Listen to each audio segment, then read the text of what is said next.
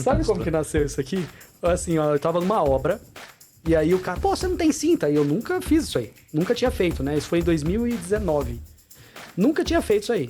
E aí o cara, pô, essa merda aqui eu coloco aqui, tem que colocar no vergalhão, só que depois na hora que eu concreto, que mela tudo. Nunca fica bom. E aí vaza ele nada fica de direto. concreto. E aí ele falou, pô, e tem hora que ele fica de um jeito instalado, que a hora que o cara mexe de um lado do outro, ele vai rasgando a cinta, Sim. não dá pra confiar e tal. Eu falei, meu Deus. Aí levei lá pra dentro com o Paulo, fomos pensar e tal. Falei, cara, vamos encaixar isso aqui.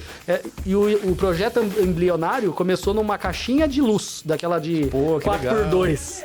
Porque a ideia era o seguinte, a caixinha de luz, toda obra tem e tal. E aí o cara falou assim pro meu, Renato, eu não vou ficar dobrando, como é que fala, cinta aqui pra... Cara, faz um negócio aí, me entrega pronto. Eu falei, então Cara, tá bom. você deixa na armadura, você tem que deixar uma fresta na forma, aí você tem que botar... Pô, eu vejo os caras botando fita crepe, não sei o que, vaza Esse nada. aqui, ó, o cara arranca a tampa, ó. Do Genial, lado aqui, ó. genial. Você arranca a tampa aqui, ó. Nossa, e ficou bonito, né? Parece até um... Ó, arranca a tampa e tem a fita dentro. E aí a gente colocou aqui pra falar quais são as normas que ela atende, a capacidade de carga e aqui um conceito de instalação. E aí, amigos da construção, estamos aqui em mais um episódio aqui do Metro Talks, o podcast da Metroform. E hoje eu tenho o prazer de trazer um amigo aqui, o Gianfranco, né? O Gianfranco já tem mais de 40 anos aí como engenheiro civil, ele que estava à frente aí do Ministério do Trabalho, desenvolvendo um trabalho de, né, junto às obras, e hoje ele participou inclusive da atualização da NR18, da NR35, e hoje ele está como um consultor dentro do Seconce, né? E além disso é um palestrante, professor, e eu tenho o prazer de trazer essa fera aqui.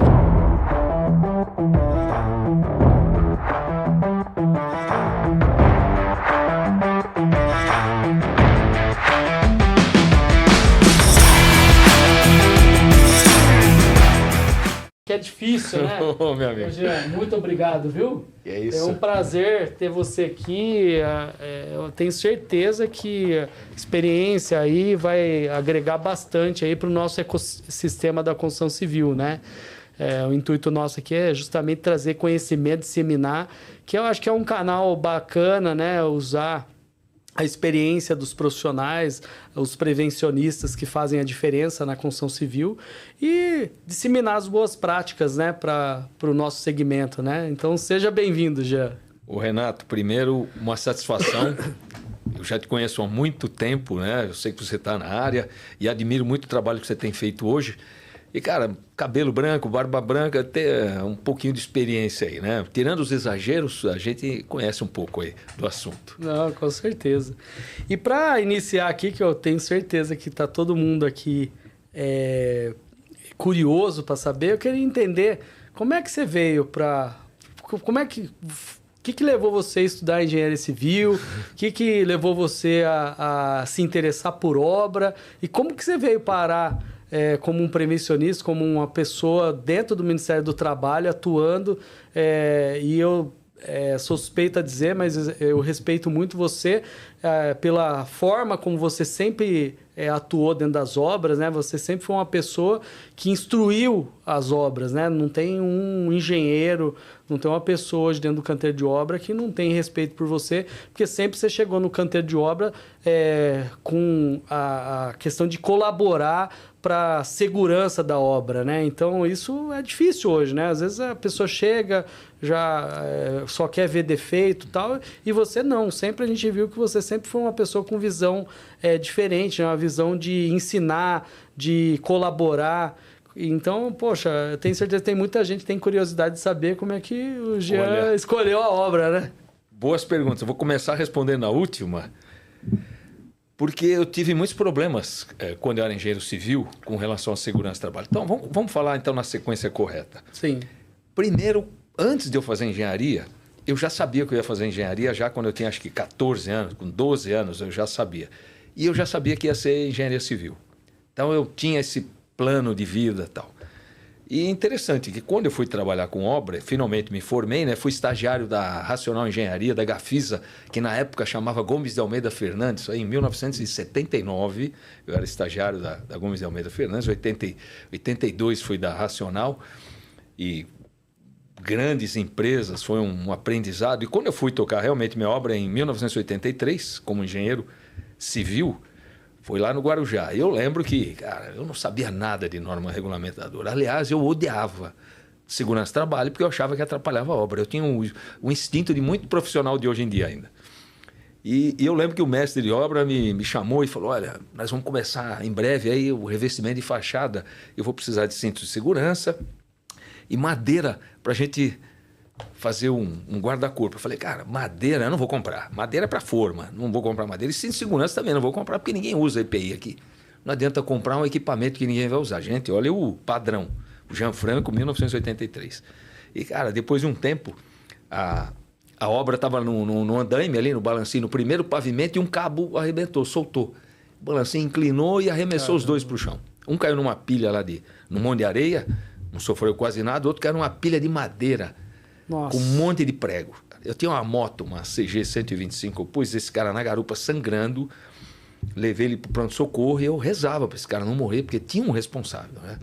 Eu nunca tinha feito uma inspeção nos cabos, não exigi o uso do EPI, não tinha uma linha de vida independente. Quer dizer, eu nunca fiz, eu não rebatia os pregos, não empilhava madeira, não tinha uma obra organizada. Quer dizer, eu era o exemplo do mau engenheiro. E aí eu fui por esse viés. Eu falei, gente, enquanto eu trabalhar numa obra, ninguém vai se acidentar mais. Eu falava, não é possível. Eu vi que foram várias falhas em sequência que originaram o acidente. Mas depois eu pensei também, a culpa não era só minha, porque o dono da construtora também nunca me cobrou organização, limpeza, nada disso. Então, quando eu ia fiscalizar, depois como auditor, eu entrava numa obra e falava, será que tem alguém aqui que não acredita na segurança? Então, era tipo uma doutrina. Eu falei, olha, eu quero que esse canteiro daqui a um mês seja excelente. Eu vou te orientar, vou falar as coisas que você vai ter que fazer. Se você não fizer, eu vou ter que te autuar, cara. Eu vou interditar o que for necessário, mas eu acho que você merece essa chance. Então, eu buscava explicar, porque eu, quando recém-formado, eu tive muitas dúvidas, né? Então, foi com essa intenção que eu fazia isso. E a minha maior realização era ver uma obra melhorada. Quer dizer, antes e depois da minha passagem da obra, né? E raramente você precisava autuar alguma empresa ou não, porque o pessoal entendia que não era por obrigação, era para o benefício da construtora e do trabalhador. Então, Legal. Essa era a ideia. Muito bom. E vamos falar de quando você começou com obra, depois se tornou auditor do Ministério do Trabalho. Como que você vê essa evolução de quando você começou até hoje? Eu sei que é uma longa estrada, né? A gente já viu várias obras, é igual você falou. Ainda hoje a gente vê ainda engenheiros com a cabeça ainda fechada para a questão de segurança, né? Eu até comentei um pouco antes aqui com o Matheus, né? Que às vezes o cara ele dá mais produtividade se ele tiver seguro, né? Porque a gente é assim, quando você está em mais segurança, você produz mais, né? E às vezes é difícil você colocar no papel e mostrar para o cara que isso é possível, né? Como é que você vê a evolução? Você já deve ter visto Sim. N situações e tal. Como é que você vê isso Olha, hoje? interessante. Lá atrás, no passado, só para você ter uma ideia, a obra que eu trabalhava, a torre do elevador era de madeira, a gente montava na época, né? E o dispositivo de segurança é interessante, que debaixo da plataforma do elevador, a gente amarrava uma corda, um pneuzinho de jirica ali embaixo, e se você tivesse de frente, não existia cancela, né? Se você tivesse de frente para o elevador e passasse um pneu, cara, em seguida vinha a plataforma. Olha, isso aí era um dispositivo de segurança. Então, a gente evoluiu muito, muito, mas não o suficiente. O jeito de construir obra, acho que é um pouco... É muito artesanal ainda, né? A gente depende demais da mão de obra e tal. Mas eu lembro que a evolução, a gente começou um grupo da construção civil. A gente falou, olha, vamos fazer um grupo especialista, e a gente começou em São Bernardo do Campo. Falou, vamos fiscalizar todas as obras de São Bernardo e vamos ver daqui a um mês, 2, 3, o que aconteceu. Olha que interessante. Olha só. Você entrava na cidade de São Bernardo, você via aqueles prédios sem proteção, sem guarda-corpo. Olha, a partir do momento que a gente começou a fiscalizar, não porque a gente fiscalizou todas as obras, mas a obra do lado falou, opa, eu vou ter que me regularizar porque a fiscalização vai passar. Aqui, né? Olha, passado uns 2 meses, todas as torres de elevador na época, que era obrigatório o revestimento com tela, guarda-corpo, plataforma de proteção, né? A bandeja, um monte de dispositivos de segurança começaram a ser implementados. A gente falou, cara, a gente mudou a arquitetura. E depois a gente começou também a ver o benefício da redução de índice de acidente. Só que com o tempo as coisas foram evoluindo, tem muita tecnologia, mas infelizmente o empresário da construção civil ele faz uma conta. Cara, quanto que eu invisto na segurança e isso vai me dar retorno realmente? Ele faz essa conta. Todo empresário faz. Sim. Mas eles não têm noção do que custa o não fazer. Então, aquela construtora que tem uma obra ruim, ela falou, não investi nada. Ela passou aquele período sem acidente grave ou fatal, ela falou, olha aí, não precisa fazer isso, lê do engano. Na próxima ou na outra vai acontecer. Eu costumo dizer que a segurança do trabalho, né? A segurança em obra é como se fosse um iceberg, né? As pessoas só têm costume de enxergar a ponta do iceberg. Só que se você olhar para baixo, no mar ali, você vai ver que tem toda uma estrutura que, por você não estar enxergando, você não entende que é tão grande e robusta. Mas é justamente onde acontece o acidente, porque o cara... não, mas vamos aqui economizar aqui ou não vamos fazer ali. E o acidente é uma sorte, né? Porque é justamente naquele ponto ali, por às vezes um despreparo, a pessoa também já não está num dia bom, porque... une tudo, né? Une a insegurança, une a pessoa que não está equilibrada naquele momento e isso é que acaba resultando no acidente, né? E pegando isso como ponto de partida, tem algum... Não precisa nem... Se você não quiser citar obra e tal, mas... Qual que foi o acidente que mais te marcou? Porque eu sei que toda vez que acontece, acaba que vai o auditor lá e assim, não é uma coisa que você escolhe, né? E não tem o dia, né? Hoje eu tô bom para ver. Não tem. O que te marcou, Jean? Olha, eu vou falar, eu fiz vários acidentes. Eu posso dizer que o acidente da estação do metrô Pinheiros, lembra? Que morreram 7 pessoas com aquele desabamento. Foi um acidente terrível. Mas tem um em particular que eu lembro que eu estava até no bairro que tinha acontecido o acidente, o sindicato me liga e falou, olha, aconteceu um acidente, falou, olha, eu estou a 2 quadras do local. Fui lá e encontrei a vítima lá, um carpinteiro caiu do 13ª laje. Nossa. Cheguei antes do IML, antes da polícia, e vi o cara no chão, falei, meu Deus, né? E eu lembro que o mestre falava, olha esse cara, o que ele fez, não está usando EPI, estragou a nossa obra. Falei, bom amigo, nós estamos falando primeiro... um ser humano que morreu aqui, e eu acredito que ele não queria morrer. Ninguém faz isso, né? A obra está embargada. Ele falou, mas como que você vai embargar? Gente, não é possível, as pessoas não devem cair da laje. Faltou um guarda-corpo, faltou uma linha de vida, faltou um cinto de segurança, alguma coisa faltou, então isso está errado. Antes que outros caiam, nós vamos avaliar isso aí. E até em respeito à vítima, claro, né? A obra não poderia continuar daquele jeito. No dia seguinte eu voltei, fui fazer uma análise e falei, gente... quantos cintos de segurança vocês têm aqui na obra? Fui procurar no almoxarifado 3. Eram 6 carpinteiros. Gente, falei, mas vocês têm 3? Aí quando eu fui ver a qualidade dos cintos, se você desmanchasse eles, você não fazia um, porque eles estavam todos contaminados, rasgados. Eu falei, bom, primeiro você não tem IPI, você está pondo a culpa nele, né? E onde ele vai ancorar? Você não fala, toma um cinto. Você tem que dar um ponto de ancoragem, uma linha de vida, alguma coisa. Não tinha. O guarda-corpo era inexistente. Na hora da desforma, ele trabalhou de qualquer jeito. E aí eu fui ver outros detalhes. Tinha resto de concreto lá, recente, concreto novo. Falei, quando vocês fizeram a concretagem? Um dia antes da queda, os trabalhadores fizeram a concretagem dos pilares. Falei, gente, mas que hora que acabou a concretagem? Falei, eu não sei. Falei, quero ver a nota fiscal da companhia. Da usina de concreto. 11h30 da noite saiu o último caminhão de concreto. Gente, o cara entrou às 7 horas da manhã, 11h30 da noite chegou o último caminhão. Depois fiquei sabendo que ele morava em Itapecerica da Serra. Ou seja, ele voltou para a casa dele lá 1h da manhã, 2h, 7 horas da manhã ele estava na obra. Eu falei, o café da manhã? Ele falou, nós não fornecemos café da manhã. Eu falei, não, é uma legislação que está na convenção coletiva da categoria, obrigado, tem força de lei. Mas nós não fornecemos. Cara, você vê, então... Eu desrespeitei o intervalo interjornadas de 11 horas, trabalhei até as tantas, horas extras absurdas, que 2 são admitidas quando você ainda tem que planejar isso aí. Sim. E o trabalhador morre por culpa dele, porque não tinha nada. Você vê o grande problema, e o problema não era do mestre só. Sim. A construtora, o engenheiro da obra não ligava para isso. E aqui entre nós, devia ser uma obra muito ruim. Se você deixa uma concretagem acontecer depois, se projetar ali depois da meia-noite... À noite, não dá. Um absurdo. Quer dizer, a qualidade da obra devia ser ruim. E, para te falar, dentro da minha experiência da auditoria fiscal, quando você entra num canteiro, você tem uma guarita já ruim ali na entrada, os sanitários, cozinha, o refeitório é ruim, é mais ou menos o que você espera lá na obra. E essa obra tinha todos esses defeitos. Mas você vê, essa me chocou porque o pessoal estava criticando a vítima. E quando você vai ver, você vê a quantidade de não conformidades. Não dá. Você vai juntando isso daí, você pega... Planejamento zero. Então, e essa obra, depois de um tempo, virou referência. Né? Toda obra dela tem técnico de segurança, ela tem um padrão. Mudaram todo esse panorama. Refeitório, vestiário, sabe? Tudo num padrão muito bom hoje. Você citou um exemplo bom. Eu falo que, assim, você vai num bom restaurante... eu tenho um ritual meu, né? Eu entro para um lugar, a primeira coisa que eu faço é ir no banheiro.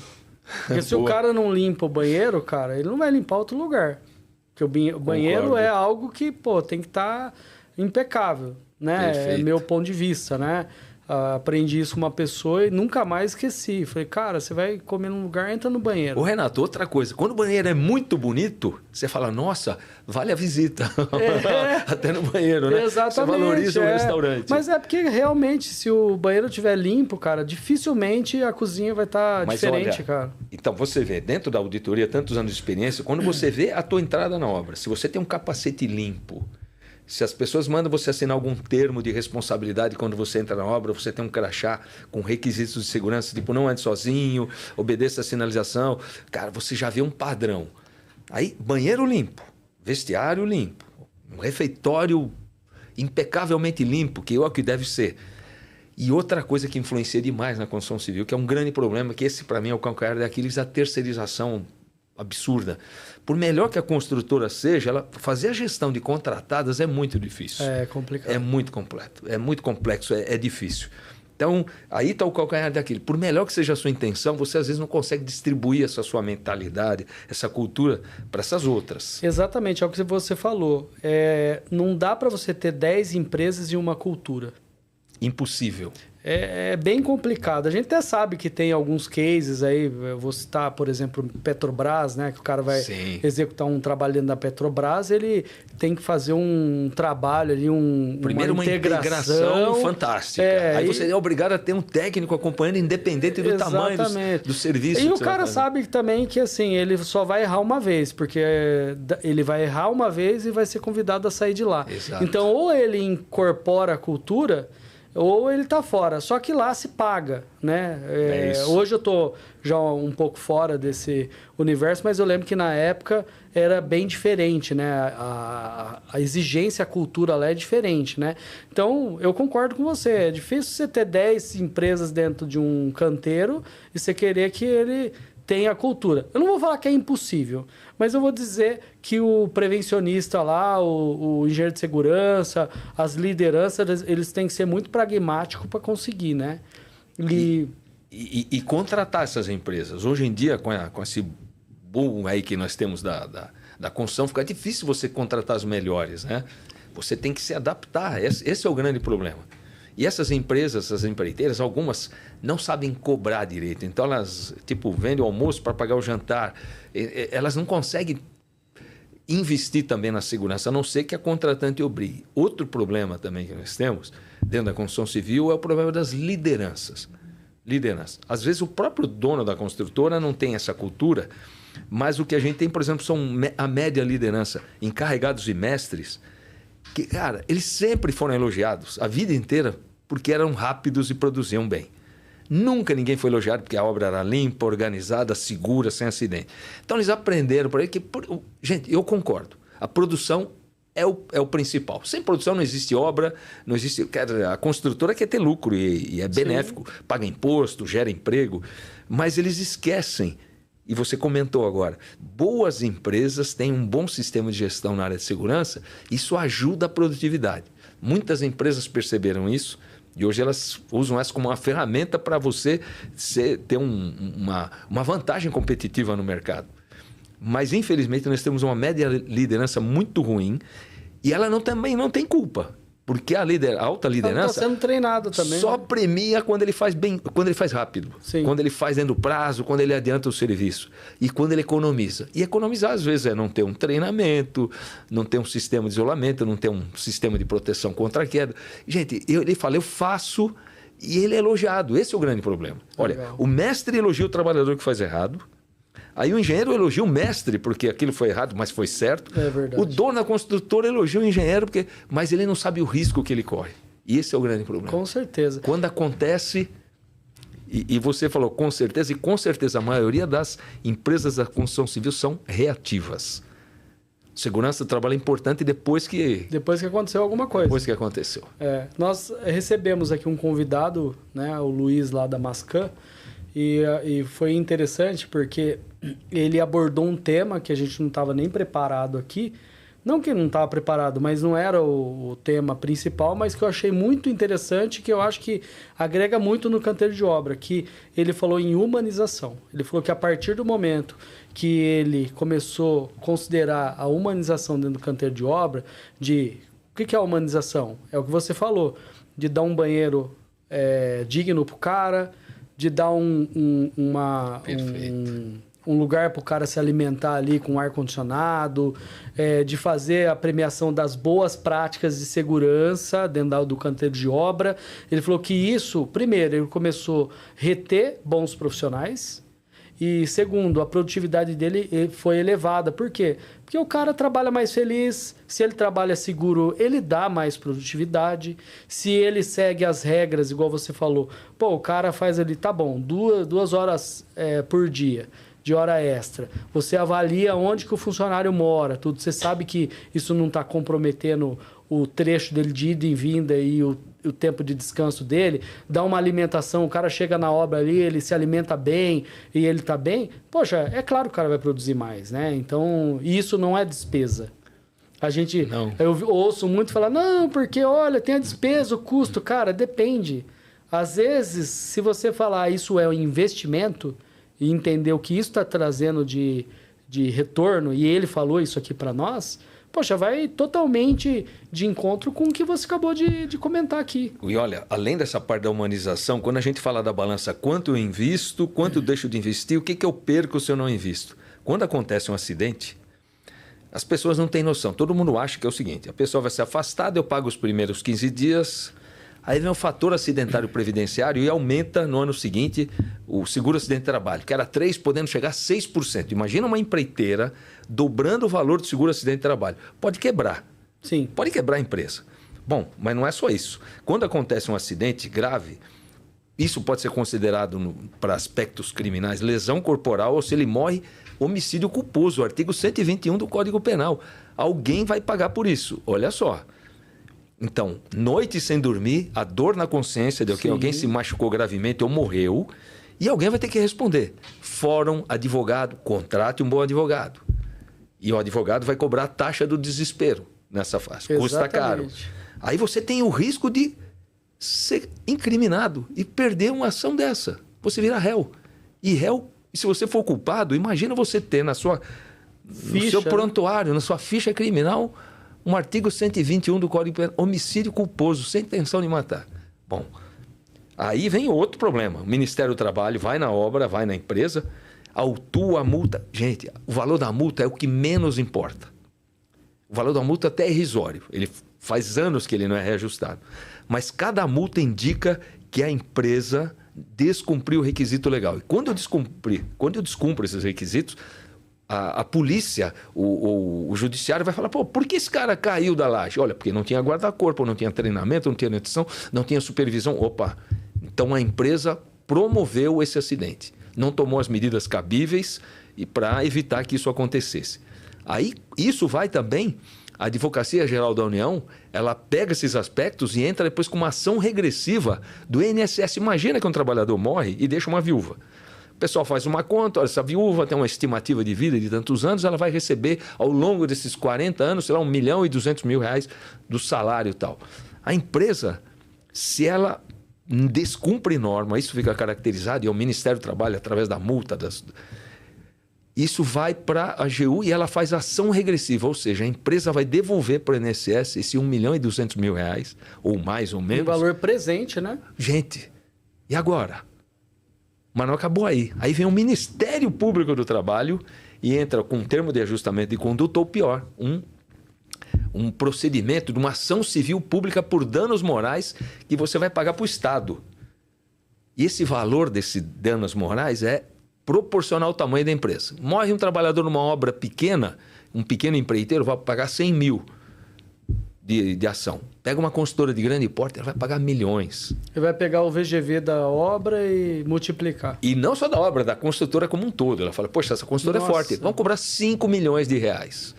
5 milhões de reais. Mas espera aí, ano que vem eu vou ter aumento do fator acidentário previdenciário, da minha alíquota, eu paguei multa, minha obra ficou embargada por dias que eu tive um prejuízo, eu vou ter que compensar isso aí para entregar a obra no prazo, responder a um processo criminal. Gente, custa muito caro o acidente. E depois a imagem da empresa. Hoje, sim, pelo celular, todo mundo fica sabendo que alguma coisa aconteceu. Isso. E tem o lado, a gente falou do humano, cara, eu contribuí para alguém morrer. A gente pensa, a gente está falando só em dinheiro, mas, cara, pensa uma família que perde alguém. Puxa, ele foi lá trabalhar, ele não foi lá para morrer.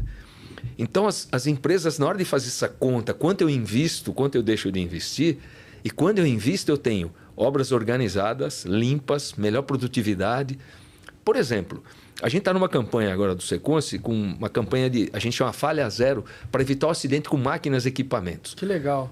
E a gente fala lá, o primeiro item é cumprir requisito legal. NR12, 18 eu tenho que cumprir. Só que como eu vou eleger aquele meu fornecedor de equipamento, de máquina? Cara, vou buscar o histórico, vou perguntar para os outros clientes, mas ninguém faz isso hoje. Não. Eu tenho lá uma tabela, o menor preço ganha. Cara, e você está comprando o pior. E na você maioria não sabe das nem vezes. de onde está vindo, né? Exatamente. Então, mas você vê essa conta da segurança, ela é muito pesada. E o que você falou, aquilo que eu gastei é um investimento que impede que isso tudo aconteça. Exatamente. E eu queria até contribuir em tudo que você falou. Eu queria dizer o seguinte... Parece que foi combinado, porque nós temos uma apresentação lá na Metroform que a gente faz questão de fazer nas obras e que quando a gente começa a apresentação tem gente que fala, não, peraí, eu não tenho muito tempo, vamos para a proposta. Por quê? Porque a gente criou um storytelling justamente de tudo que você falou para o cara entender que investir em proteção, né, no geral... porque tem vários tipos de proteção. Eu trabalho com proteção coletiva, periférica, mas enfim, tem outros tipos de proteção dentro da obra, mostrando para ele qual é o ambiente, todo esse ciclo que você falou, como que é esse ciclo. E aí quando a gente vai até o final, alguns a gente percebe que o cara fica desconfortável porque a gente coloca o nome né? A gente fala, imagina que você é o José engenheiro, o Zezinho é o cara que pode ter se ocasionado de se envolver no acidente. E quando você mostra isso para a pessoa, você vê que a pessoa fica impressionada, porque ninguém... Isso que você acabou de falar aqui é enriquecedor, porque você tem noção que tem muito engenheiro que não sabe esse ciclo? Tenho noção, porque também toda hora que eu falo, às vezes para alguns, é um espanto que eles têm. Porque se ele soubesse e o problemática que dá... Por que eu estou falando para você? E eu vou citar um caso. Teve um amigo meu que ele é engenheiro e ele que assinava a responsabilidade técnica de montagem de algumas estruturas e tal. E ele acompanhava. E por um acaso nessa estrutura ele acompanhou do início ao fim, tudo bonitinho e tal. E tem estrutura que você tem que fazer ancoragem, né? Com cabo de aço e tal. E por um acaso, quando ele saiu da obra, alguém precisou arrancar a ancoragem para um carro passar num determinado espaço. E o cara não teve não se ligou de voltar e travar a ancoragem, né? E aí, o que aconteceu?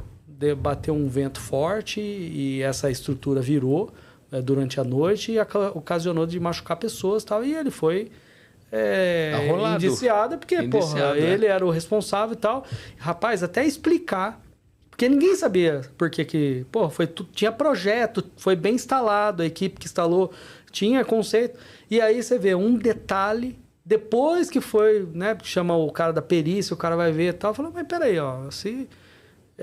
esse cabo aqui ele não estourou, ele Foi soltou. retirado. E o restante virou uma torre de Babel.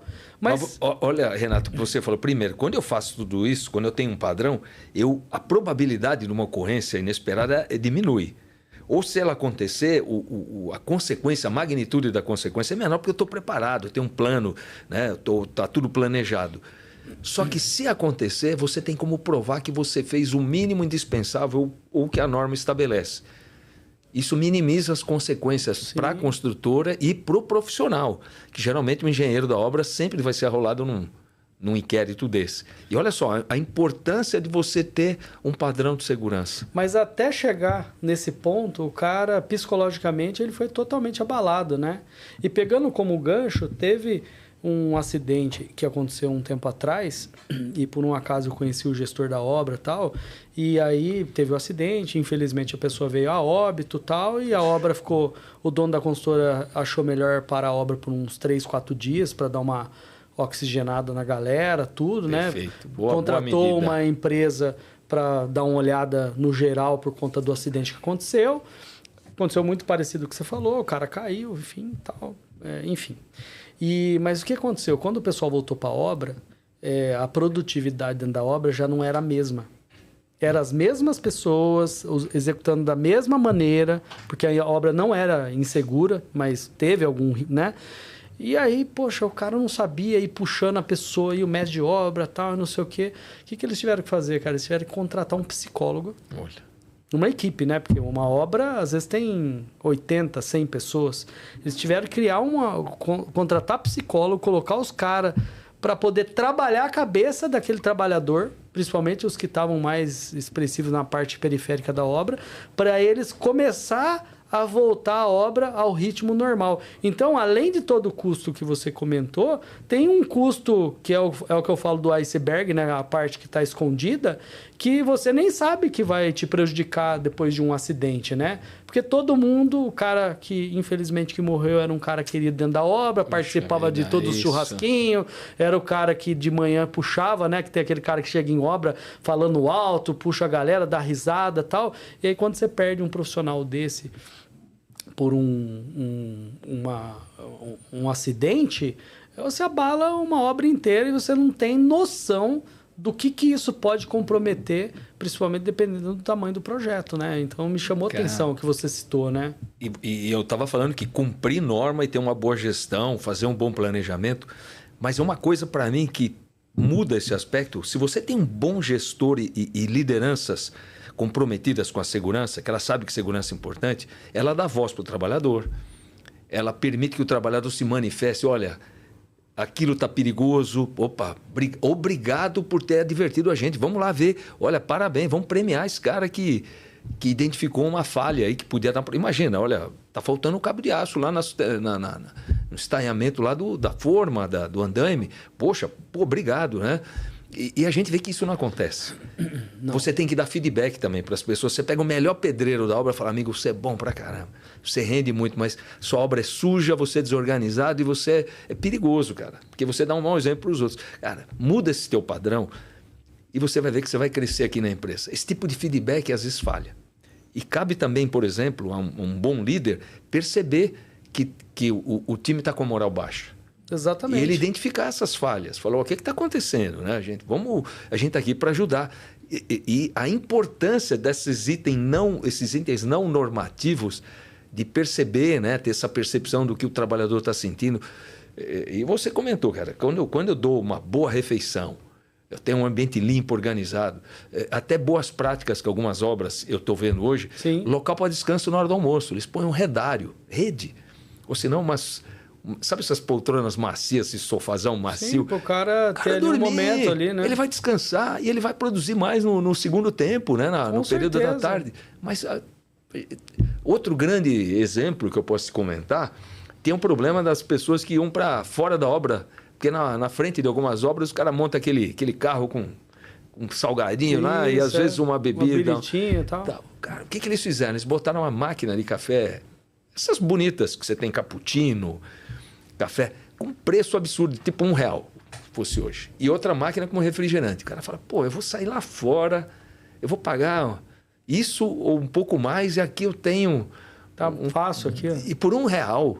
E eu lembro que eu estava lá, um cara falou, eu quero tomar um cappuccino, que era o cappuccino, né? Mas olha só, que legal isso. Não, cara, com dentro de uma obra. E o cara se sente importante também, né? Aí quando você né? fala reter talentos ou reter trabalhador, o cara vai para outra obra e fala, cara, eu não tenho isso. Lá era bom. Vou voltar lá. Lá era bom. Cara, se tiver uma oportunidade, eu quero ficar lá. Sabe um negócio legal que você falou aí, me deu um insight aqui? Eu não sei se eu já te contei, mas meu pai, ele é mestre de obras, né? Hoje ele é aposentado, né? Tá com 72 anos, aposentado, mas, cara, tocou diversas obras e tal. E que legal. um pouco de eu ter vindo para a construção civil foi justamente porque eu acompanhei boa etapa da vida dele. Inclusive, é engraçado, eu já comentei com o pessoal lá na empresa, que eu, quando era garoto, dos meus 7 até meus 11 anos, às vezes eu estudava perto da obra. Meu pai tinha obra no centro, então eu estudava perto da obra. E eu ia com ele para a obra de manhã, chegava lá às 6h30 da manhã, e eu ficava dentro da obra. Eu lembro que ele me deixava lá dentro do almoxerifado lá. Até da hora. Você vai ajudar aqui e tal. Eu fazia de qualquer jeito, mas enfim, era o jeito que ele tinha ali para poder me ensinar alguma coisa, né? Não era todo dia que eu ia, mas enfim. Por que eu falo isso para você? Primeiro, que onde que você coloca uma criança dentro de uma obra hoje, né? Não existe, né? Muita coisa mudou, mas né? lá atrás era assim. E eu lembro que ele usava de segurança. E uma coisa que me marcou, que sempre me marcou com ele, nesse período, principalmente ali depois dos 9, 10 anos, que aí você começa a ganhar um pouco mais de consciência, que eu lembro que meu pai chegava na obra de manhã e eu participava com ele, que ele juntava todos os peões em obra, né? Todo o pessoal de obra. E aí ele ia conversando ali e falava... Ele já estava com a prática do DDS, que nem existia o tal do nome DDS. Mas ele chamava a galera e conversava ali um pouquinho antes de começar. Isso é muito importante. E aí, o que acontecia? Eu via que ele chamava o encarregado e falava, cara, ó, aquele cara lá não tá bom para subir em altura, não. Vamos arrumar algum trampo pra ele fazer aqui embaixo. Olha. Porque ele tá meio desorientado, já vi, conversei com ele, ele tá meio bravo e tal. Se ele subir lá na laje, ele vai dar problema para nós. Então, olha só. Teu pai tinha essa competência que todo líder, toda liderança na obra deveria ter. Exatamente. Aí eu penso assim, quanto que a gente poderia evitar de acidente se o cara, antes de colocar alguém em alguma atividade de risco, entendesse como que tá o dia a dia do cara ali, sabe? Gente, e essa média de liderança é a que está lá, conhece ele pelo nome e percebe. O cara é falador, aquele dia ele tá triste. Ele fala, poxa, pergunta genuinamente, uma preocupação genuína. Cara, o que aconteceu? Pode se abrir, o que foi? Né? Faz toda a diferença. Então, aí eu lembro, né, era garoto, e eu lembro que lá atrás ele já tinha essa ideia legal, de bater um papo, né? Meu padrinho também foi mestre de obra, bastante tempo em São Paulo, no interior, e ele também tinha a mesma cultura. Então, a gente vê que tem gente que mesmo sem, às vezes, orientação, instrução, o cara tem esse lado humano vivido de, porra, vou entender como é que tá a situação do cara, ver se eu posso colocar ele num lugar perigoso, né? Exato. Gente, e é incrível, mas tem gente que talvez tenha esse perfil e ele muda. Porque alguém pode falar, você gasta muito tempo conversando com os trabalhadores, põe os caras para trabalhar. Aí depois ele é elogiado quando a coisa acontece rápido. Gente, você está estragando um bom líder. Você está fazendo ele virar só um tocador de obra, né? O líder tem preocupação com não danificar material, não ter desperdício, não fazer retrabalho, fazer no prazo, fazer com segurança. Imagina uma ordem, um bom líder dando uma ordem, nós temos que completar esse trabalho hoje. Pessoal, tudo bem? Quando você fala isso, cara, o pessoal vai fazer. Sim. Mas olha, o jeito de dar uma ordem nesse momento é falar, nós vamos fazer esse trabalho hoje. Vocês acham que é viável? A equipe é suficiente? Lembra que a segurança eu vou cobrar, não vou permitir desvio. Os procedimentos de segurança, as proteções coletivas, EPI, eu vou cobrar de vocês, hein? Vocês acham que dá? Né? Aí ele vai falar, opa, se der um ajudante a mais, a gente... Pô, é isso. Você começou a perceber que ele... está colocando a segurança não é um procedimento à parte, não é uma atividade, faz parte da atividade. Então, quando você incorpora isso, você começa a mudar a cultura. É um processo, demora, é lento, mas com esse... E o cara tem que fazer parte do processo, ele tem que entender que ele também está ali no campo da decisão, né? Não é só de realização. Né? Perfeito. Olha, eu vou falar... tem empresas, que nem você falou, que premiam as boas práticas. Olha, boa ideia. Olha, deu uma ideia. Eu lembro que quando eu fiscalizei uma obra, um trabalhador falou, olha que interessante, na frente do posto do elevador, eles punham 2 pontaletes e pregavam uma madeirite. Ele falou, cara, se a gente botar uma madeirinha aqui, ó, e presa, esse pontalete não é mais necessário. A gente vai colocar proteção com uma trava que pode ser... Cara, o cara deu uma ideia fantástica. E eu lembro que isso aí depois virou um padrão nas obras. Esse cara não tinha ganho um prêmio. Ele economizou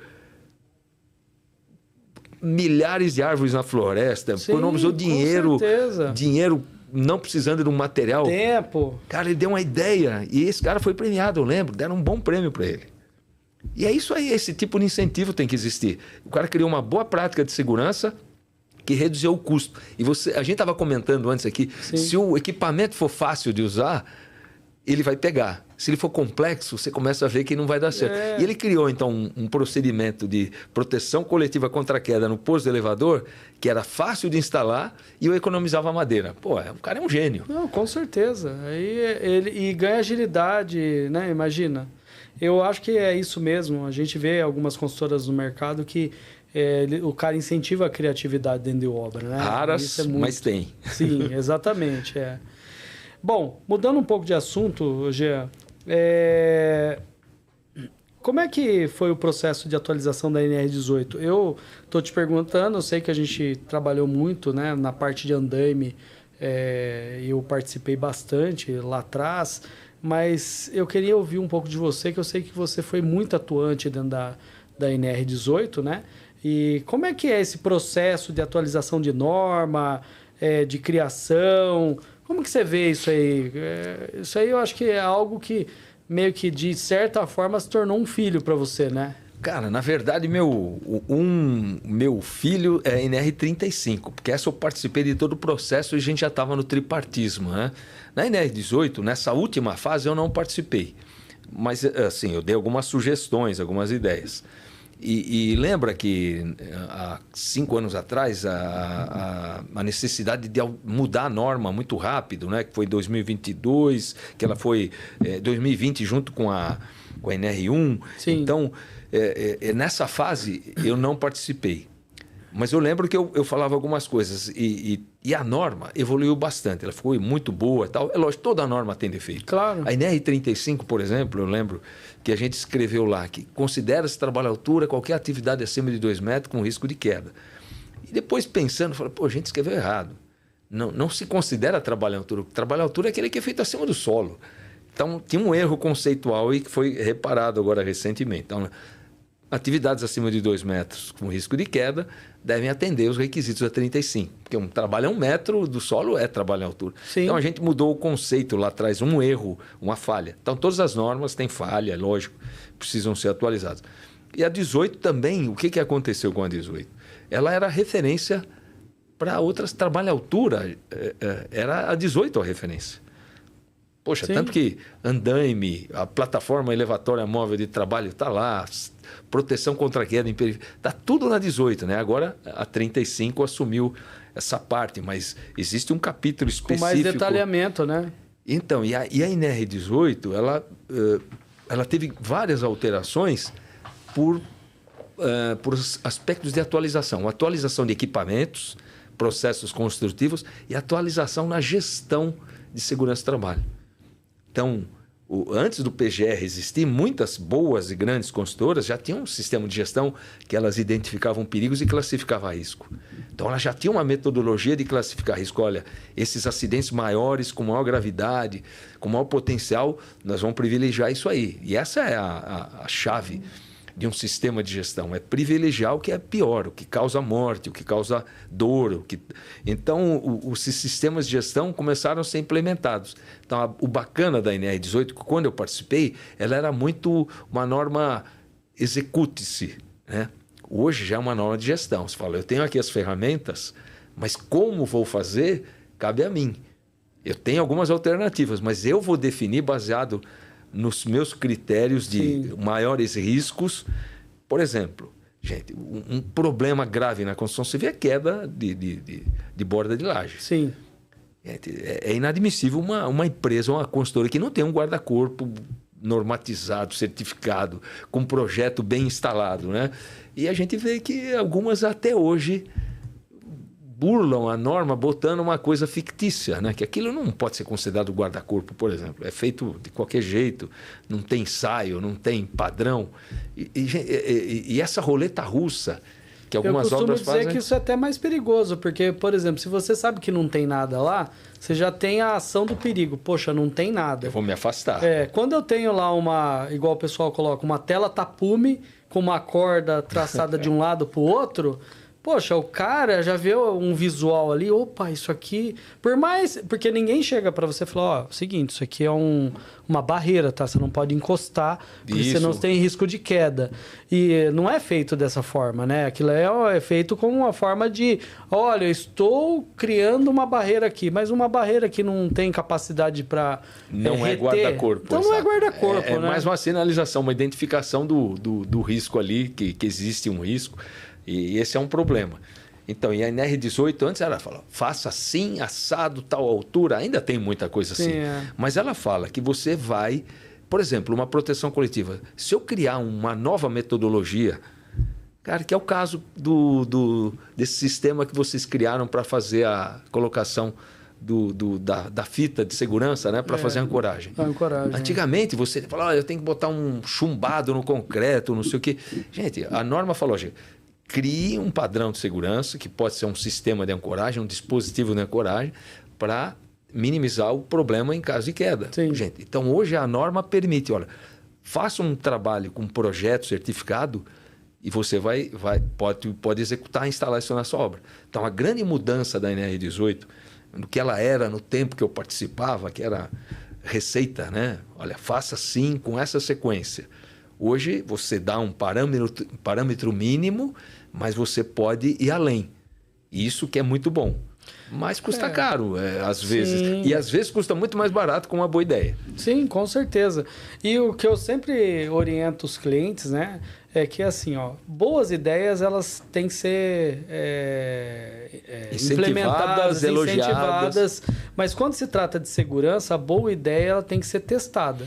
Né? Precisa ter um profissional ali bom, que consiga fazer teste para ver se aquilo realmente tem adere às cargas necessárias, se está bem instalado, porque assim, às vezes é uma boa ideia, só que se for mal instalado ou a hora que você for realmente usar a efetividade aquilo não funciona, não vai adiantar de nada, né? Então, é o que eu falo, eu tenho orgulho lá na Metroform, porque todos os equipamentos que a gente produz, a gente faz testes, né? Por exemplo, hoje a gente trabalha com rede.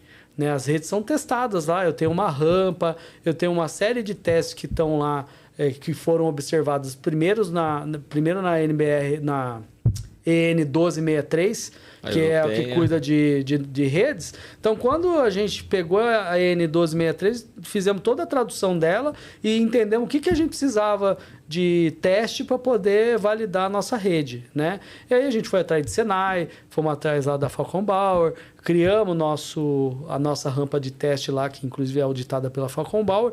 Para quê? Para mim testar aquilo lá. Né? Tem muita gente que fala assim, Metroform, porque nós entramos em 2019 com instalação de rede, né? Aí o pessoal fala, a Metroform entrou em 2019 com instalação de rede. Hoje, poucas pessoas sabem que nós estudamos 4 anos antes de entrar. E nós fomos atrás de fornecedor, fomos entender de qual material que era mais interessante produzir a rede para que ela tivesse uma capacidade de carga X. Então, é o que eu falo. Não é só, rede todo mundo está instalando rede, vou montar uma empresa de rede. Cara, não faça isso, porque tem um histórico de aprendizado antes que faz toda a diferença. Eu lembro que eu te liguei uma vez e eu falei, Jean, estamos começando aqui a fazer instalação de rede, eu já fiz os testes na rede e a gente já encontrou aqui que tem que ser uma rede XPTO para reter e tem outras empresas que não estão trabalhando esse padrão. Né? Mas só que naquele momento era uma evolução, porque o cara não usava nada na periferia do prédio, né? E hoje a gente percebe que as consultoras, é claro, não são todas, mas a maioria, o cara já tem conhecimento técnico para discutir com a gente o seguinte, eu quero saber, a sua corda é uma corda que não é feita de material reciclável? Porque não pode. Essa rede aqui suporta quantos quilonewtons? Então, você vê que essa situação que você falou de norma, quem quer fazer certo, o cara vai estudar e o cara sabe o que ele está comprando, né? Como é que você vê essa evolução dos materiais dentro você que participou, NR35, que está intrinsecamente ligado com queda e tal, como que você viu essa evolução aí? Olha, hoje, quando eu participei da NR35, a gente fazia questão de chamar, por exemplo, os participantes de uma norma da ABNT. Quando a gente fez o anexo 2, o anexo 1 e tanto o anexo 2, que eram sistemas de ancoragem e o acesso por corda, nós chamamos os integrantes que estavam trabalhando na confecção da norma. Para quê? Para a gente inserir na NR a norma técnica. Então, os nomes, nomenclaturas eram os mesmos para não ter disparidade. Gente, sem uma boa norma técnica que ensina como fazer, você não tem um bom resultado lá na frente. Então, foi muito importante. Eu lembro que eu nesse trabalho, a gente sempre convidava os membros que estavam presentes na elaboração de normas técnicas. Legal. Gente, foi muito bom para nós. Nomenclatura, a gente não desvirtuava quando as nossas exigências não eram muito diferentes. Não tinha eram tendência, né? Cara, a gente não tinha que inventar coisa. E a gente dizia, né, na norma, olha, você pode criar uma coisa melhor do que a norma estabelece. Se você conseguir, prova. Então, a gente fala, o teu equipamento pode ser certificado, ele pode ser elaborado por engenheiro conforme norma técnica, olha que legal. Então, você pode fazer tudo isso. Então, acho que é essa evolução que deu uma segurança para a construção. Muito Só bom. que, vamos lá, vírgula aqui, a gente está vendo uma coisa, uma concorrência predatória e as construtoras querendo economizar onde não precisa. Ao invés de você economizar no retrabalho, fazer o trabalho uma vez, quando você fala norma técnica, hoje nós temos normas consistentes de qualidade do produto. Sim. Gente, os equipamentos cerâmicos, os acabamentos. E a diferença é tão pequena em termos de preço, né? De você pegar o certo e de pegar aquele que tá duvidoso, né? Porque imagina, você tem uma peça certificada, que ela tem uma ondulação pequena, que ela não vai dar retrabalho, você não vai ter descarte. Olha que coisa boa. E depois, em termos de redução de ruído para o vizinho de baixo, uma série de requisitos técnicos, que todo mundo tem que se adequar. E você vê, então hoje eles buscam isso para a construção e para a segurança do trabalho. Parece ter um viés aí de relaxamento, né? Eu não preciso ir na melhor técnica. Eu vou numa que atende. Que é o caso, por exemplo, de uma consultora que compra um certificado e não dá o treinamento. Com certeza. Eu ponho lá uma coisa que parece um guarda-corpo, mas não é. Mas não é. Eu estou querendo só mostrar para alguém que eu tenho aqui, mas aquilo não funciona. E pegando essa questão de norma, qual norma, como auditor, qual norma que você acha que foi mais desafiadora assim, de ser implementada? Não, de ser aplicada na prática, que você percebeu, poxa, essa norma aqui é danada, ninguém quer seguir ela, ou quando seguia, não na íntegra, tal. Tem alguma coisa que você... Olha, não existe uma, existem várias.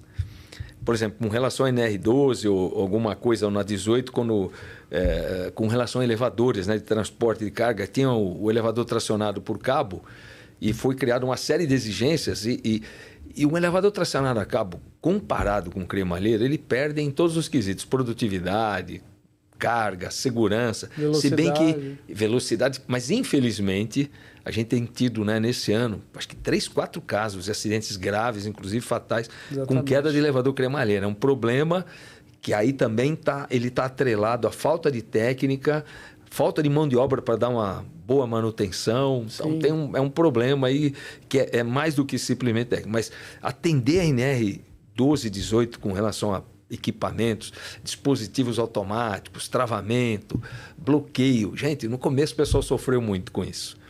Com relação à NR35, era uma norma nova, com uma série de exigências, mas eu lembro que quando a gente estava elaborando a norma, a gente queria, por exemplo, o pessoal falava, olha, o treinamento para trabalhar a altura tem que ter 16 horas aula. falava, gente, vamos fazer 8. Numa primeira etapa, vamos ver como é que fica. Não, mas 16 já acho pouco, 8. Olha, eu vou dizer o seguinte, quando você fala que você tem que treinar alguém para trabalhar à altura, esse trabalho tem que ser específico. Mas a NR6 não fala que quando você fornece um EPI, você torna o uso obrigatório e tem que treinar sobre o uso. Isso não é obrigação da NR35 ensinar você a usar EPI. Isso está na NR6. Exato. Não tem um procedimento que já existe. Cara, então eu vou ensinar lá fator de queda, o princípio de primeiros socorros e resgate, noções, né? Uma coisa muito simples. Mas como fazer os cuidados, quem pode se conectar, fazer uma avaliação do equipamento, da linha de vida, do sistema de ancoragem, guarda-corpo bem instalado. Quer dizer, então, foi um mundo novo da NR35 e acho que ela foi muito bem aceita. Ao contrário do que estava falando. O que foi difícil? Ela foi muito bem aceita, tanto que quando a gente foi fazer uma estatística ao longo dos anos, a partir de 2012, a gente teve um decréscimo muito grande de acidente fatal com queda. Caramba! Muito. E até num levantamento que um colega, um auditor fiscal Lumbreiras, está nativo ainda, ele fez um levantamento, ele falou que a gente evitou quase uma morte por dia. Caramba! De um tempo para cá. Uma coisa absurda em termos de melhoria do processo. Gente, o guarda-corpo estava no anexo 2 que falava da necessidade lá do anexo 1, da necessidade de certificação, de projeto. O EPI evoluiu absurdamente de lá para cá, né? Projetos, treinamentos, a capacitação, quando ela é bem feita, né? Ainda tem muita coisa que burla, mas assim foi muito interessante. Hoje você fala de trabalho à altura, não mais com medo, é lógico que eu tenho que ter o respeito, mas eu sei que tem técnicas. Eu tenho rede de proteção, eu tenho guarda-corpo, tenho um sistema de ancoragem, EPI bom, treinamento, eu posso mitigar com uma rede, eu posso fazer uma transição, eu posso usar uma série de dispositivos que ajudam muito, né? Então existem... e tudo que é novo na construção civil é mais difícil de implementar. Porque a gente tem uma cultura um pouco que é baseada eu sempre fiz assim, se bem que de uns anos para cá a gente tem visto muita gente adotando novas tecnologias. Quando você fala em drone para fazer uma inspeção, já está ficando uma coisa rotineira, que bacana, né? Pegando o gancho da cultura, eu até tenho uma pergunta aqui. O que você acha que falta em termos de cultura de segurança nas obras brasileiras? O que você acha que é o ponto crucial para criar essa cultura de segurança? Olha, a gente precisa mudar o modo de pensar do trabalhador, né? Mas para isso exige um treinamento que, para mim, a gente tem que fazer um treinamento forte no engenheiro da obra e na média liderança, que são encarregados de mestres. E eles têm que ser treinados a identificar, dar o feedback para o trabalhador quando a coisa não está boa e quando ela está também. E saber ouvir o feedback do trabalhador e ele te dá algum trabalho. É um processo lento, não é de uma hora para outra, porque a cultura de segurança do Brasil é ruim. O exemplo do trânsito, a gente vê no trânsito que a gente não obedece regra, Gente, sinal, farol, semáforo que é desrespeitado, o pessoal não dá seta, não tem... O pedestre tem o privilégio no trânsito. Está no Código de Trânsito Brasileiro. A gente sabe que o pedestre é o último, né? Primeiro o caminhão, ônibus, carro, moto, bicicleta, depois o pedestre. É tudo invertido. E essa cultura permeia na mão de obra nossa. E na construção civil também. Ela evoluiu, porque antigamente a gente tinha muita gente que era pejorativa, era ruim para o trabalhador fazer um trabalho seguro. Ele estava demonstrando que ele não era corajoso, né? Esse tempo passou, ainda bem. Eu vou fazer uma provocação, porque você já citou umas 2 ou 3 vezes e eu concordo com você. Você não acha que falta um pouco de valorização da cultura prevencionista por parte dos empresários da construção civil? Porque às vezes você tem bons líderes, você tem bons engenheiros, bons técnicos, mas como que o cara é valorizado quando ele é um prevencionista? Porque o prevencionista é aquele cara que não deixa acontecer acidente, né? Porque depois que aconteceu e aí o cara arrumou para nunca mais acontecer, já aconteceu o acidente. E aí você já citou várias vezes, né? E eu olhei aqui e falei, poxa, como que você acha que o empresário, o construtor deveria valorizar a cultura da prevenção de acidente? Olha, são 2 maneiras, né? Quando você vai tratar com o trabalhador, Você mostra para ele que a segurança é tão boa para ele que ele vai voltar bem para casa, vai ver a família, vai ser tudo bom. Olha que bacana o que a segurança te proporciona. Ou seja, eu não vou treinar um trabalhador dizendo que aquele EPI é obrigatório. Eu vou dizer que aquele EPI é muito bom para ele. Se ele deixar de usar, vai ter consequências administrativas, tal, mas a consequência pior é o acidente acontecer e aquilo majorar o acidente. E outra coisa, a gente tem que mostrar que a falha está presente. Infelizmente, o erro humano acontece. Então, se você não tiver minimamente uma proteção e a falha acontecer, a magnitude da consequência vai ser muito maior. Então, você fala, olha as vantagens disso. Quando a gente vai falar com liderança, fala, olha, você é responsável. Você líder, você vai fazer a diferença, porque ele vai te acompanhar. O ser humano, ele se espelha nos demais, né? A gente é influenciável para o bem e para o mal. Sim. Quando você é influenciado para o bem, as pessoas sabem que aquilo que você vai ser elogiado e não vai ser reprimido ou punido, porque você vai ter vantagens, você vai mostrar que a segurança, a organização, a limpeza ajudam a obra e principalmente os líderes. Olha só, eu vou dar um exemplo para você que o CEO da Alcoa, há muitos anos atrás, quando teve um acidente fatal, ele falou assim, olha, nós matamos esse trabalhador, eu matei. O RH matou quando contratou um líder que deixou ele fazer aquilo lá. Quando a gente não orientou ele que para fazer uma manutenção na máquina, ela precisava ser parada. O trabalhador que estava do lado dele viu ele fazendo errado e não se manifestou. Então, nós matamos esse trabalhador. Puxa, quando você vem com essa consciência de que todo mundo é responsável, então o trabalhador é responsável, que está do lado dele, que permite ele fazer um desvio e não chama atenção, mas a cultura de segurança, né? Se você imagina um ajudante advertindo outro ajudante que, olha, você não está fazendo isso, ele vai ser mal interpretado, mais mal visto, né? Quando você tem uma cultura de segurança bem implementada, você agradece, fala, olha, estava esquecendo, na rapidez eu ia fazer isso. E os líderes presentes têm que fazer esse trabalho. Então, é um processo que não é simples, parece fácil. Por exemplo, elaborar um PGR, você tem que identificar todas as atividades, todas as tarefas, todos os grupos de exposição similar. Gente, é um trabalho hercúleo, gigante. Mas quando você consegue implementar isso aí, você vai começar a ter resultado. Não é fácil. E não dá para fazer Ctrl-C, Ctrl-V de obra, porque isso não existe, né? Infelizmente não. Você pode usar, às vezes, um benchmark, uma boa medida, né, que alguém implementou. E tem até um fato curioso, que numa obra que eu trabalhei como estagiário, era na Racional, 1982. Era uma obra grande, de 20 prédios, de 3 andares, e tinha uma grua, uma das primeiras obras a ter grua aqui na capital. E a obra estava muito adiantada, porque a grua antecipou fases da obra. E a nutricionista da consultora falou, vamos fazer um almoço especial para esse pessoal. Vamos dar um prêmio pela produtividade. E no dia X, eu fui na obra, porque queria ver qual era o almoço especial. Claro. E ela fez lasanha à bolonhesa. Gente, quando eu cheguei, tinha carne moída no chão, mesa virada.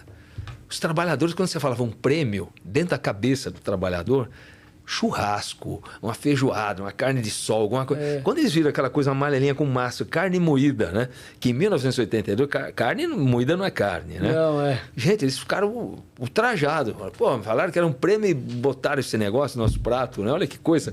Entender o trabalhador, saber o que faz ele ser feliz. Compra, né? Como valor, né? Gente, então você retribui.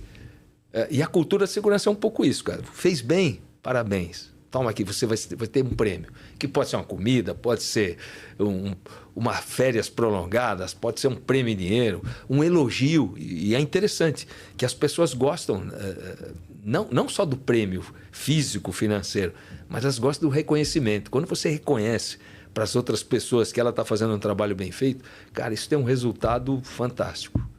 Você vê uma coisa besta, né? Que numa das empresas que eu passei, que eu lembro que foi feito, é óbvio que foi uma ação, né, que a gente aprendeu. Eu lembro que uma vez o cara fez um bom trabalho, um trabalho que foi, reconhecido, e aí o diretor da empresa falou, cara, nós precisamos fazer uma carta enaltecendo esse cara, e reconhecendo o valor dele aqui para nós, dessa contribuição e tal. Mas, cara, eu poderia chamar ele aqui, dar a carta para ele e tal. Mas, cara, eu queria fazer uma surpresa. Tá, e qual que é a surpresa? Nós vamos escrever essa carta, nós vamos assinar aqui a gerência, a diretoria, e eu falei com o dono da empresa, vai assinar aqui, e nós vamos mandar uma carta modelo antigo, nós vamos mandar pelo correio para casa dele.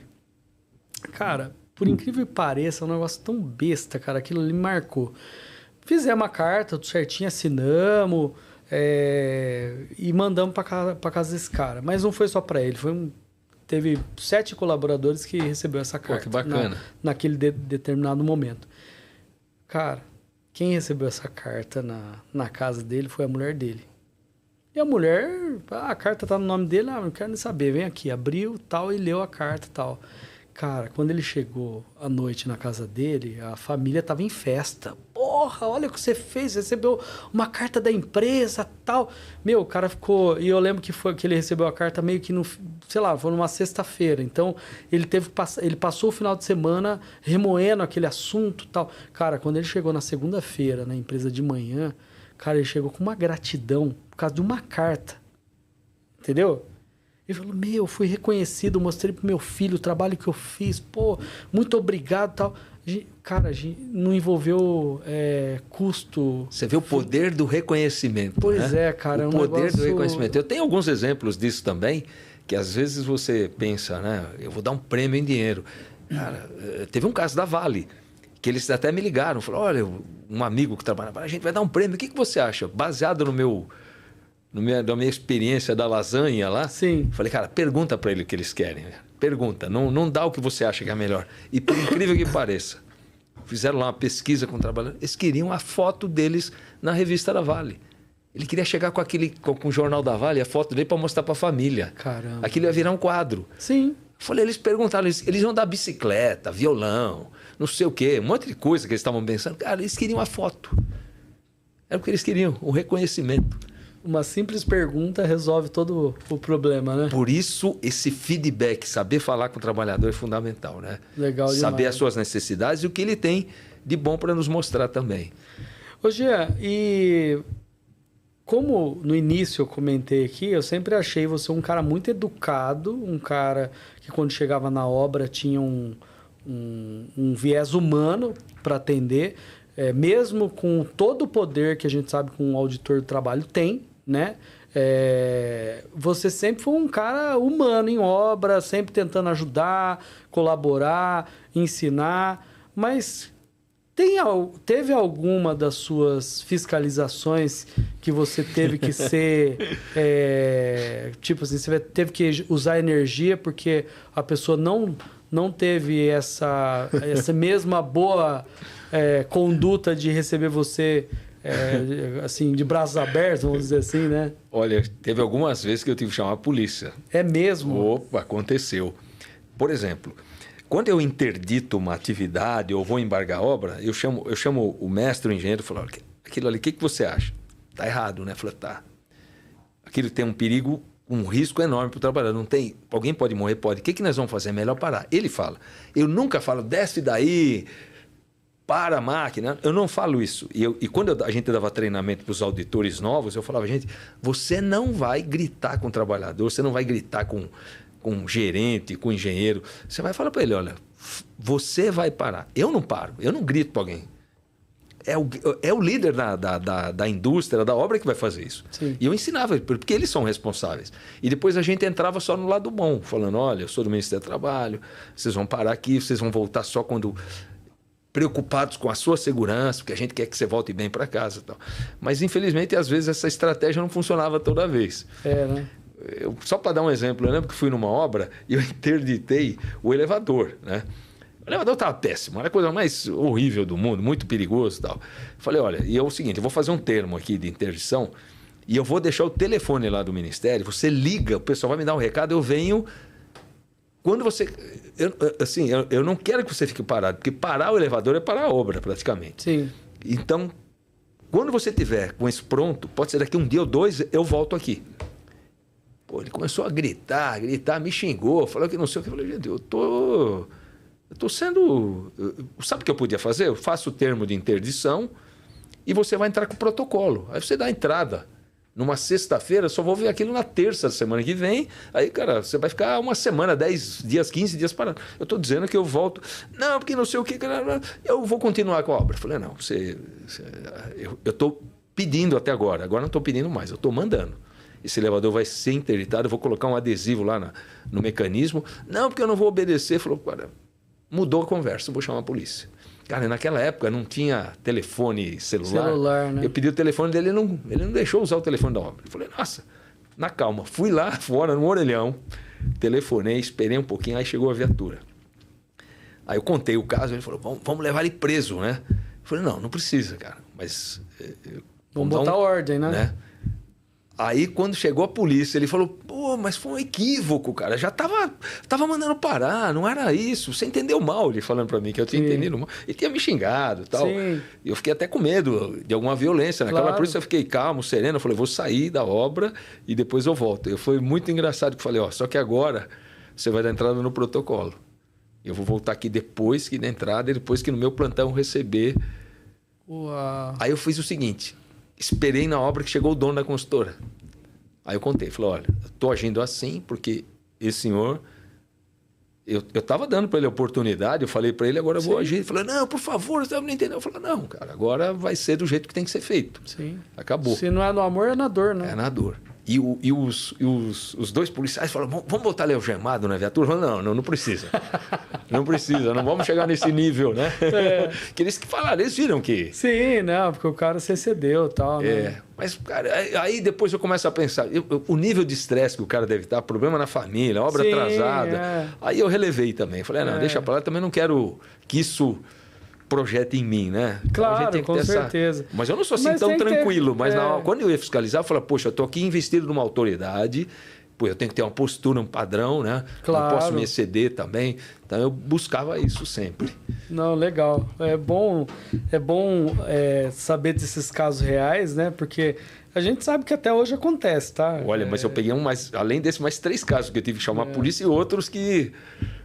Eu tive eu estava numa obra, essa história tem uns 7 anos. Eu estava numa obra e eu estava esperando para ser recebido pelo engenheiro da construtora, porque eu fui lá fui junto com o vendedor para fazer um orçamento, né? Eu já estava como sócio da Metroform. E aí eu tô sentado lá na recepção e eu vi que o auditor chegou. Ele não me conhecia, por coincidência. Ele não me conhecia, mas eu conhecia ele. E aí eu falei, agora vai esquentar a chapa, né? Porque eu já sabia que a obra tinha algumas coisas que não estavam legal. E o que aconteceu? Acabou que o engenheiro, acho que não estava num dia bom, e o cara se excedeu, né? E aí o auditor era um auditor novo, ele também... fez valer, né, o poder dele ali, né? E aí eu tive que chamar o engenheiro e tal. O cara entrou, não, porque eu vou entrar, tá? Não, mas aqui você tem que entrar com mandato. Eu acho que o cara não sabia o que ele tava falando, entendeu? E aí eu puxei o engenheiro de lado e falei, cara, o cara é auditor do trabalho, velho. Ele não precisa de mandato para entrar aqui, não. Você é doido falar um negócio desse pro cara? Não, porque... Cara, vamos fazer um negócio? Vamos pro fundo da obra? Peguei um outro cara que era assistente dele lá, né? Falei pro cara, acompanha o cara na obra. Deixa o cara, vai tocar a obra. E fui lá e amancei o cara. Falei, cara, não faz isso aí não, velho. Sua obra tá aí em pleno vapor, o cara tá vindo aqui fazer o trabalho dele. Você fazer um negócio desse aí, você vai inflamar o cara e você não sabe qual que vai ser a consequência final. Ele podia dar 10, 15, 20 autos de infração e até por embaraço, exatamente, né? Que é o pior. Mas o cara foi até legal, ele rodou a obra, eu vi que tinha os pontos. Sabe o que ele fez? Ele interditou a obra nos pontos que tinham risco. Foi muito bom. Entendeu? E aí acabou que assim, falando um pouco aqui, o cara acabou me ajudando. Porque assim, o que aconteceu? Como ele interditou as obras em pontos que tinha risco de falha de queda, o que aconteceu? Ele fez o que você falou. Ele falou assim, a hora que você montar o sistema de segurança aqui, Você me chama, eu volto aqui na obra. Ou, aliás, eu lembro que na época ele até aceitou que a gente fizesse um relatório com foto explicando a situação, o antes e o depois, que ele, se ele recebesse isso por e-mail, ele desembargaria. E nós até fizemos. Mas, assim, o cara foi decente, porque ele podia fazer o que você falou, né? Mas ele entendeu ali, ele percebeu que levou o cara pro fundo e tal. Depois eu bati um papo com ele, falou, não, cara, justamente tô aqui para olhar esse tipo de... Pô, mas o cara... Enfim, mas eu falo porque, cara, estamos falando coisa de 7 anos atrás, entendeu? Então, se o cara não tiver num dia bom, não tiver ali, vamos dizer assim, com a inteligência emocional ali, o cara pode cometer um problema grave aí, né? E pôr tudo a xeque, né? Por causa de... Já aconteceu também de eu pegar um engenheiro nesse sentido e eu falei, eu não quero... você pode tocar a sua vida aí que eu não preciso de você. Ele falou, ele ficou feliz. Fui lá, e a obra estava ruim. Aí eu fiz os autos de infração, na hora que a gente fazia na caneta ainda, né, com papel carbono. Sim. Falei, agora precisa assinar, mas eu quero que o engenheiro venha aqui assinar. Agora o engenheiro vai vir aqui assinar. Aí ele chegou e falou, tudo isso de auto de infração? Poxa, você me ferrou, ele falou. Não, você se ferrou, eu não te ferrei. Me enxerga como sinal, o semáforo, e o sinal estava vermelho. Quem passou o sinal vermelho foi você, cara. O sinal vermelho não tem culpa, cara. Sua obra é ruim, você não botou os dispositivos, não tem projeto, não tem não sei o que, amigo. O problema é assim, você se ferrou, então não terceiriza a sua culpa. Tá? Eu sou o sinal vermelho e você passou. Foi muito interessante, porque ele não queria acompanhar, ele desdenhou na hora, né? Sim. Mas aí eu chamei ele para assinar. Mas ele falou assim, olha que legal. Ele falou, e se eu não assinar? Eu falei, eu vou dar mais um auto, porque você não quer e eu vou assinar com uma testemunha. Eu falei, tá, achou melhor. Caramba. Mas sabe, essa coisa é interessante, né? O ser humano tem... na hora, às vezes o cara, é igual você falou, o cara tá nervoso com qualquer outra coisa, só que ele não mede as consequências, né? E depois que você atravessou o sinal vermelho, é difícil, você não sabe se você pode atropelar alguém, né? Jean, tem algum projeto de referência em todo esse tempo de auditoria sua que você falou, poxa, isso é uma referência de segurança que você nem imaginava, assim, poxa, o negócio é muito bom aqui. Opa, que pergunta boa. Agora, quando você falou, começou a vir um monte de coisa assim na minha mente, mas vários. Cara, mas tem uma especial. A construtora, eu vou até nominar, o engenheiro chamou Wellington. O cara é bom, um excelente engenheiro civil, tá? A obra dele, ele fez o seguinte, eles chamavam de... Era da Odebrecht Obras. Então ele falou o seguinte, olha, vou fazer o seguinte, a gente chama engenharia montante. Essa obra vai ser planejada meses antes da execução. Então imagina, esse engenheiro e o mestre, 6 meses antes da obra, eles ficaram dedicados para essa obra que não existia ainda. Olha só. Caramba. Cara, quem faz isso? Então eles começaram a fazer esse planejamento. Bom, vamos avaliar. Bom, então a obra era uma rua estreita. Eles falaram, puxa, no dia de concretagem, os caminhões enfileirados vai dar um problema de trânsito. Eles conseguiram recuar o canteiro para que o caminhão betoneira não atrapalhasse o trânsito, não criasse o problema. Gente, já começou aí. Aí eles identificaram também, olhando a planta, falou, a obra era estaqueada. Eles falaram, poxa, essa estaca na periferia está quase da mesma dimensão do corpo do prédio.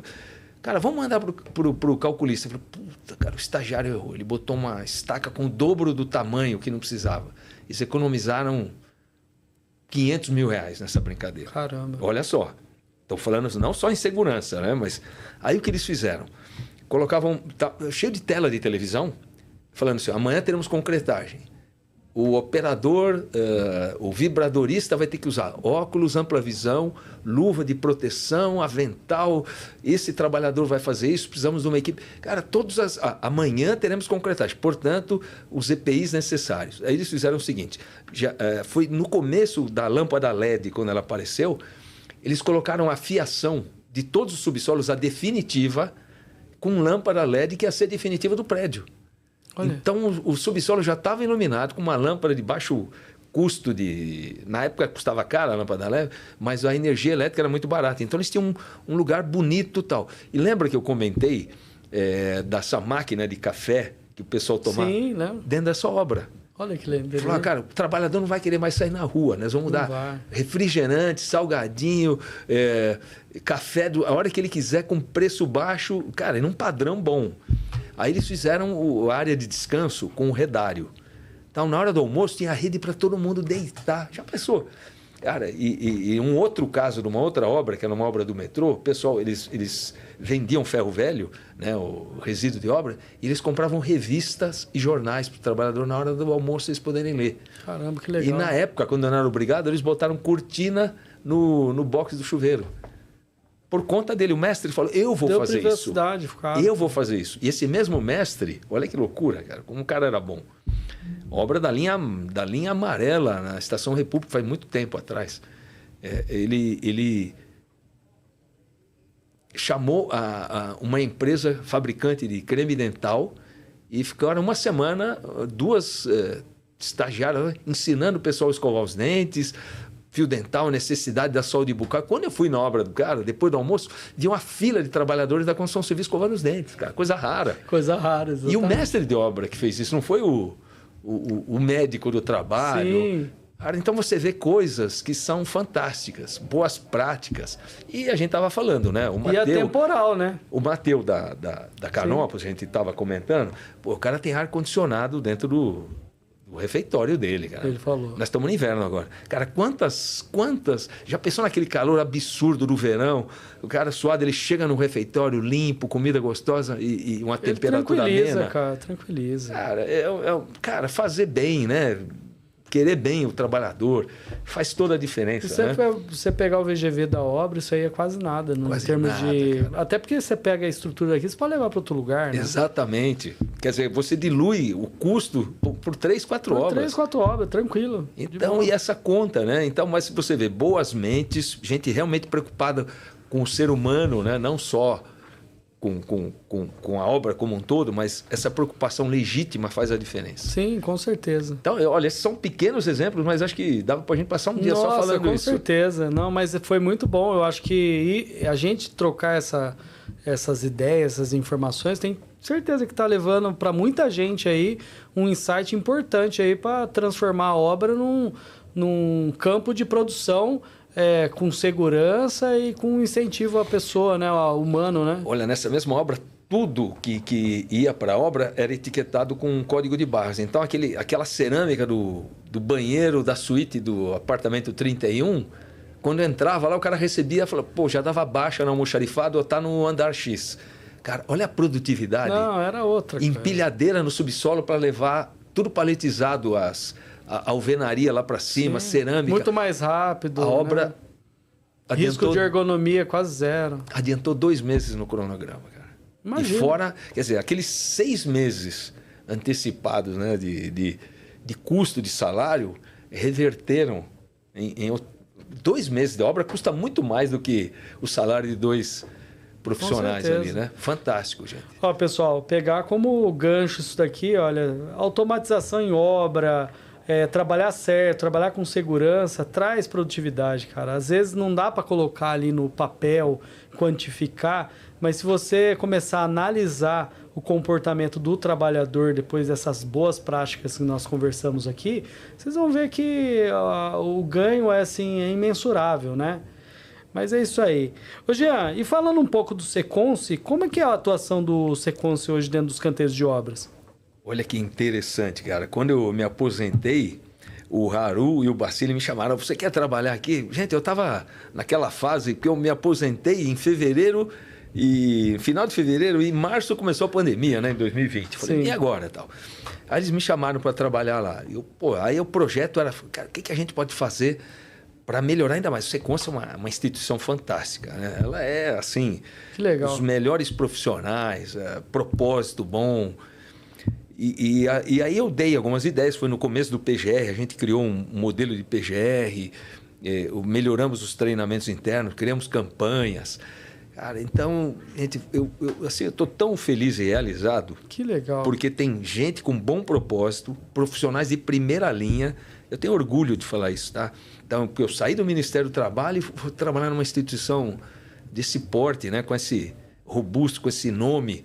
É muito legal e acho que assim o Seconce a gente está nesse processo de divulgação, mostrar que o Seconce é uma instituição fantástica. E eu vou dizer, a maioria das pessoas, há 5 anos atrás, não conhecia o Seconce. E falando um pouquinho, o que ele serve de suporte para consultor e para o trabalhador, assim? Coisa que mais, assim, que vem à mente você, que fala, pô, esse faz a diferença, entendeu? Por exemplo, aqui no estado de São Paulo tem a convenção coletiva, onde as construtoras são obrigadas a descontar ou pagar para o Seconce 1% da folha de pagamento. Em contrapartida, você tem uma medicina assistencial para o trabalhador e familiar. Cara, imagina você ter oculista, dentista, exames médicos, tratamentos, todos gratuitos, extensivos à família. E num excelente padrão, com profissionais de primeira. Cara, imagina, oftalmo.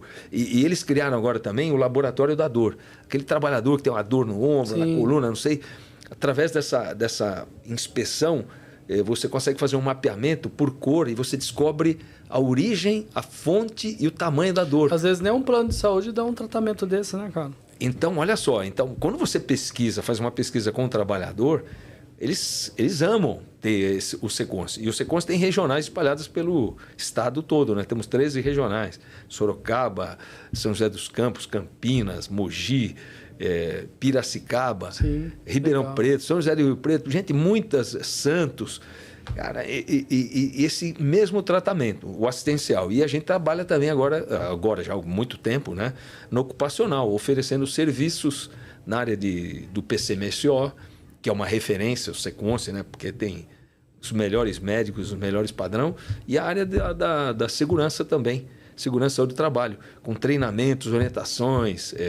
Nós até já fizemos algumas palestras convidadas por vocês, junto com o Sinduscom. Perfeito. Nas cidades, principalmente lá em São José do Rio Preto, Ribeirão Preto, justamente participando desses eventos aí, que é tipo um momento, né, que chama várias consultoras para poder disseminar boas práticas, boas informações. E essa é a ideia, cara. Então a gente fez 3 campanhas, né? A primeira foi Queda Zero, prevenção de acidente com queda em 2023, Choque Zero 2024, né? Riscos de acidentes com eletricidade, e agora estamos no Falha Zero esse ano de máquinas e equipamentos. Então a gente visita todas as cidades do interior e cria cartazes específicos. E a gente orienta, olha, esse cartaz não é só para você colocar lá, usa ele como referência num DDS. Explica aquilo ali. Aquilo é uma fonte, né, para você buscar e deixa o trabalhador também se manifestar. Pergunta para ele, você sofreu algum acidente? Você já viu? Cara, você não tem ideia. A gente fala isso, a gente recebe pelo WhatsApp filmes, vídeos, fotos deles usando, fazendo o DDS baseado no nosso cartaz e no aprendizado dos trabalhos. Quer dizer, essa é a ideia. Né? É gratificante, né? Porque você vê que dá resultado, né? E eu e o engenheiro Bacilli, né? A gente está rodando, fazendo palestras em todas as cidades, né? E é muito bacana. Legal. Amanhã, por exemplo, estaremos em Santos. Então a gente vai estar lá na unidade, na regional do Seconce lá em Santos. E Santos cresceu muito com obra, né? Absurdamente quando você olha o que Santos evoluiu em termos de... evoluiu assim, quantidade de obra, né? Porque... Olha, quantidade e qualidade, porque existia um regionalismo em Santos, existiam as construtoras da Baixada. Hoje não, hoje você tem todas as grandes construtoras atuando lá. Então o nível de concorrência aumentou muito e, cara, muita obra. Legal. Deixa eu te perguntar, como você vê a tecnologia contribuindo para a segurança no canteiro? E você até citou no início, aí a gente estava conversando, do uso de drones, sensores, inteligência artificial, que vai um pouco de encontro com o que o Matheus trouxe. Ele até explicou para a gente com relação ao conceito da grua monitorada à distância e tal. Como é que você vê essa evolução aí? Você vê... bons olhos, está trazendo evolução? Conta um pouquinho para nós. Olha, eu vou falar para você. Nós temos problemas na construção civil que a gente falou, né? Que é com relação à terceirização, problemas de liderança, curtos prazos, mão de obra difícil, né? de ter e fornecedores também assoberbados aí. E a tecnologia é a última barreira de segurança que vai dar efetiva proteção. Por exemplo, a gente tem, infelizmente, ainda hoje casos de um veículo que está circulando na obra atropela um trabalhador e tal. Gente, é perfeitamente evitável o atropelamento com sensores, chips. Você tem uma câmera de ré nos veículos, nos caminhões. Quer dizer, a implementação de dispositivos de segurança fazem toda a diferença. Imagina, aqui no Brasil já temos alguns casos, mas a Microsoft lançou câmeras com inteligência artificial e reconhecimento facial. Então, você está trabalhando num hospital, numa indústria ou numa obra. Você percebe, por exemplo, uma ferramenta largada no chão. Ela detecta esse desvio, imediatamente o encarregado, o líder, o engenheiro, recebe a informação, o engenheiro descobre quem está mais perto daquela obra e falou, pô, fulano está andando aqui, ele está no ambiente de lá. Olha. Ele manda uma mensagem com uma foto, fala, olha, recolhe aquela ferramenta. Olha que fantástico. Não, é ou em senão, tempo real, né? E aí você vê, por exemplo, o trabalhador entrando num setor que ele não tem autorização para trabalhar. Na mesma hora aquilo é identificado, aciona um alarme e alguém liga para ele, olha, você não pode entrar aqui. E a gente está usando isso, né? No acesso à obra, né? Você tem a digital, reconhecimento facial. Cara, você está com o teu exame vencido, você não entra na obra. Ou você tem um aviso, olha, semana que vem você tem que estar preparado para isso. Olha, teu exame médico, o teu curso está vencendo. Ou senão, olha, o teu administrador não passou a documentação, você não pode continuar aqui, cara. Olha, você já tem uma barreira, né? De contenção, sim, de não conformidade no começo da obra. Cara, é fantástico. O papo está muito bom, Jean, mas vamos ter que finalizar. Aliás, poxa, igual você falou, a gente ficaria horas aqui conversando, né? Mas só para finalizar, eu queria que você deixasse uma mensagem sobre segurança no canteiro de obra. Se fosse você deixar uma mensagem para o nosso público aí, puxa, bacana. O que você falaria? Olha, a segurança no canteiro de obra é complexa, é difícil, pelos motivos que eu falei para você, mas é viável. A gente tem que ter, primeiro, a disposição de investir. Por isso que a gente fala investir, né? Porque ela vai ter retorno. Você vai sentir a satisfação de ter uma obra mais organizada, mais limpa, mais produtiva. Eu falei, é um diferencial competitivo até hoje. Retenção de talentos, retenção de trabalhadores. Portanto, um bom planejamento, uma conversa entre vários atores da obra. Quer dizer, eu tenho que conversar. O mestre engenheiro tem muita coisa para falar, mas o dono também ele vai falar, olha, mas eu quero, para mim, segurança é valor, e isso vai ser levado em pauta. Portanto, olha, planejamento, bons propósitos, investimento é o segredo do sucesso e do acidente zero, filosoficamente falando, né? Que é difícil a gente conseguir, mas acho que existe solução. Dá trabalho, não é fácil, mas se implementar, as empresas vão colher os frutos. Excelente, muito bom. Obrigado mais uma vez por você estar aqui junto com a gente, foi enriquecedor. Nossa, conversamos só assunto de primeira linha, tenho certeza que isso vai contribuir muito aí para o pessoal em obra, foi muito bom. Obrigado, viu, Jean? Muito obrigado mesmo pela sua presença. Renato, aqui. Eu que agradeço e parabéns pela iniciativa. Metrotalks, cara, parabéns. Legal, obrigado, viu? Opa! Muito bom, mestre.